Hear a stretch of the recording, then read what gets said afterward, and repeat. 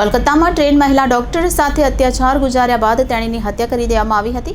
આ ઘટનાના ઘેરા પ્રત્યાઘાત સમગ્ર દેશમાં પડ્યા છે। ત્યારે આંદોલનમાં આજે એબીવીપીએ પણ જંપ લાવ્યો છે।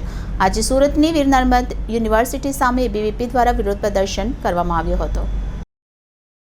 કોલકાતામાં ટ્રેન મહિલા ડોક્ટર સાથે અત્યાચાર ગુજાર્યા બાદ તેણીની હત્યા કરી દેવામાં આવી હતી। આ ઘટનાના ઘેરા પ્રત્યાઘાત સમગ્ર દેશમાં પડ્યા છે। છેલ્લા 5 દિવસથી તબીબો આંદોલન ચલાવી રહ્યા છે। ત્યારે આંદોલનમાં આજે એબીવીપીએ પણ જંપ લાવ્યો છે।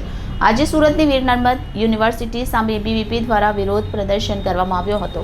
સુરતમાં તબીબો બાદ હવે એબીવીપી મેદાનમાં આવ્યું છે। વીર નર્મદ યુનિવર્સિટી ખાતે એબીવીપી દ્વારા દેખાવો કરવામાં આવ્યો હતો।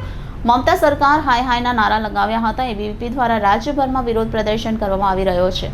આરોપીને કડકમાં કડક સજા કરવા માંગ કરવામાં આવી રહી છે। એબીવીપીના નેતાએ કહ્યું કે મમતા સરકારના રાજમાં બંગાળમાં હાલ ભારે હિંસા ફેલાઈ છે, અત્યાચાર વધી રહ્યા છે, તેમ છતાં કોઈ ધ્યાન આપવામાં આવતું નથી। જેથી વિદ્યાર્થી સંગઠનના નાતે અમે અમારી જ વિદ્યાર્થીની ડોક્ટરને ગુમાવી છે।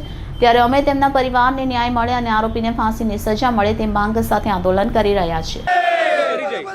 નમસ્તે, મારું નામ રવિ માંગવરિયા, સુરત મહાનગર સહમંત્રી જવાબદારી। કઈ રીતે કઈ ઘટનાનો વિરોધ કરી રહ્યા છો, કઈ જગ્યાએ? જે હાલમાં જે કલકત્તામાં જે ડોક્ટર બેન પર જે બળાત્કાર ગુજારવામાં આવ્યો છે એને લઈને વિદ્યાર્થી પરિષદ સખત એની નિંદા કરે છે અને આજના દિવસે આખા ગુજરાતભરમાં આખા ભારતભરમાં એબીવીપી દ્વારાનો વિરોધ પ્રદર્શન કરી રહ્યો છે। અને જે આમાં જે સંડોવાયેલા વ્યક્તિઓ છે એની પર કાર્યવાહી કરવામાં આવે અને એ લોકોને ફાસ્ટ ટ્રેક કોર્ટમાં કેસ ચલાવી ફાંસીની સજા આપવામાં આવે। વિરોધ છે ને શું માંગ છે? વિદ્યાર્થી પરિષદની એક જ માંગ છે કે જે દોષીઓ છે એને ફાંસીની સજા આપવામાં આવે।